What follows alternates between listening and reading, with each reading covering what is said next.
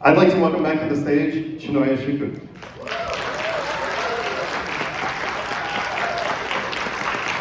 Thank you.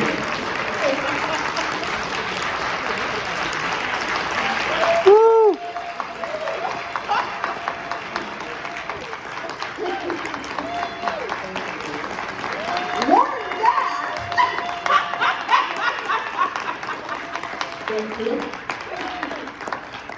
How are y'all doing? We need a moment. I'll start. I want to ask you, what really strikes me when I look at your work, and one of the things that I think is really incredible, is you're a very visual filmmaker. And even when I first saw the film, I saw it with a journalist friend of mine who said, I love that some of the early scenes feel like a horror movie. They feel like you're setting up this piece of a horror movie where there's mounting tension when there shouldn't be. You know what I mean? Not that when you don't expect there to be, is a better way of putting it. And I'm curious what kind of your process is of storyboarding out and kind of figuring out the visual palette and the shot design for the film. Great question. It always starts with the story. You know, what is the emotional and psychological subtext that I want to bring out?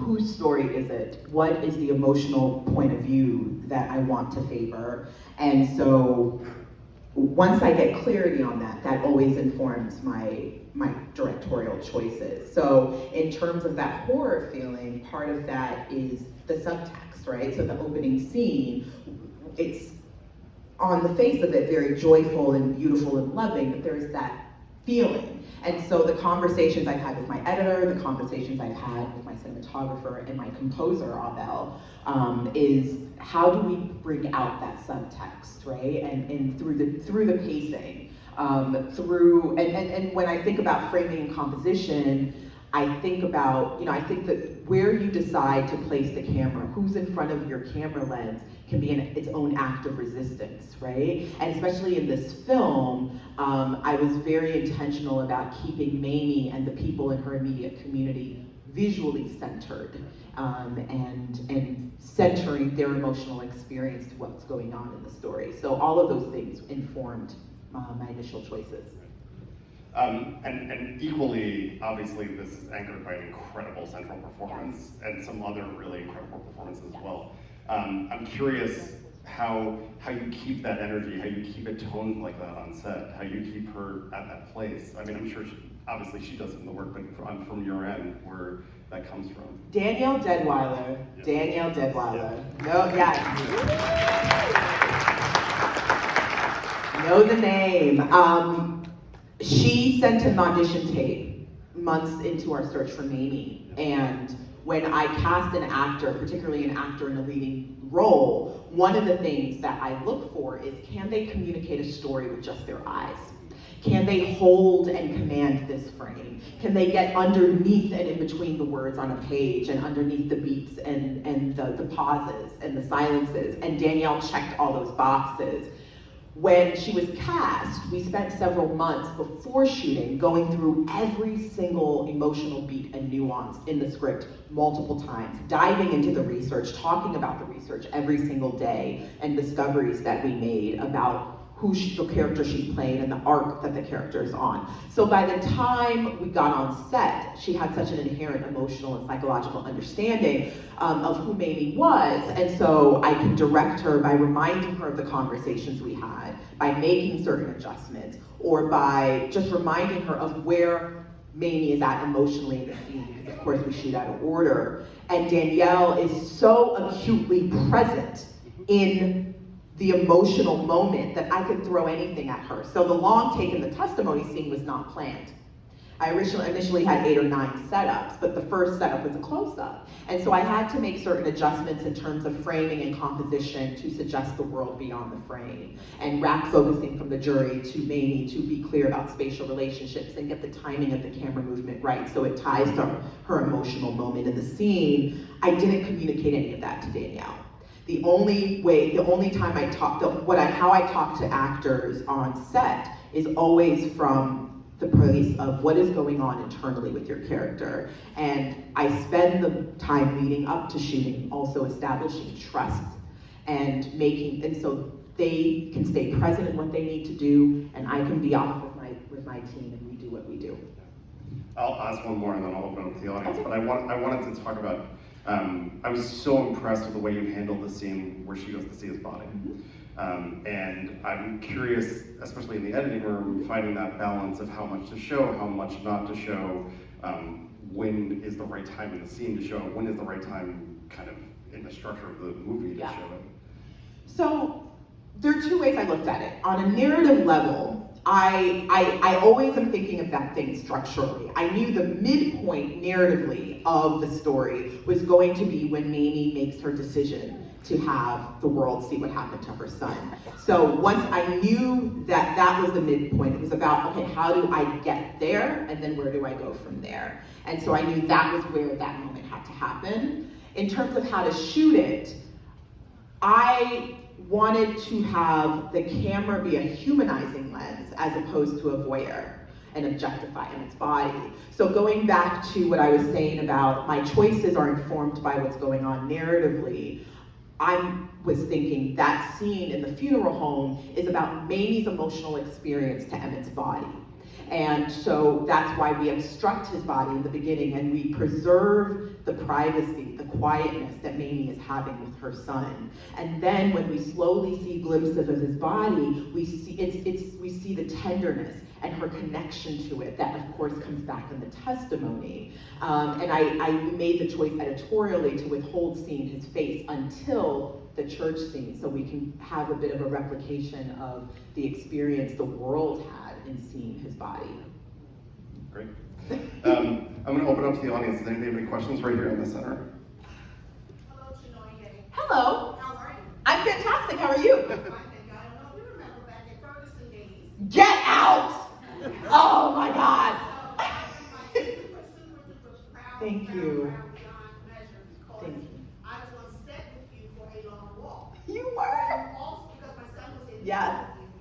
and where you also directed the mother, who is now a Mercer building home. She's the chief of police. I don't know if you know that, we'll talk later. Anyway, so when you directed her as the mom to emote over her dead son, when you jumped out the window, and it's interesting to have that parallel to from way, way back for a long walk to now with Mamie and her son. But here's my question for you, if I may, ma'am. How, you said it took how many years to get this done? Well, the producers, before they approached me, they've been working on trying to get this film made for almost 20 years. And then they approached me 3 years ago. Okay. And that's when I thought it was you for 20, but No. it's separate 20. So I was going to say, how would they keep that motivation up, especially when there are other movies about it? So do you have any idea? Well, this is the first theatrical film about Mamie and Emmett. Yeah, Okay, yes, that was thank you. I taught, the first place I taught when I was here in Philly was at Ferguson. I taught third graders, and so that's the connection. Right here in the front. So the part where they had the son in the back of the Jeep, is that political to have possibly black people holding another black person down? It's fact. It's fact. It's fact. There were black men who worked for JW and Roy. So he was asking if it was about the black men in the back of the truck who helped pin Emmett down after he was abducted, and that was fact. That there were black men who worked for JW and Roy who assisted them in Emmett's kidnapping. Thank you very much. Over here. Danielle Deadweiler is really wonderful. I wonder though, before you cast her, if you were trying to get a bigger name. So the question was, before you cast Danielle, were you trying to get a bigger name for the role? No, I wanted the best craft-driven actor for the role. Right here. First of all, congratulations. Thank you. Can you talk a little bit about the trial and your research and whether the words were taken verbatim from the transcript? So the question was about the trial and your research and whether the words in the trial were taken verbatim from the transcript.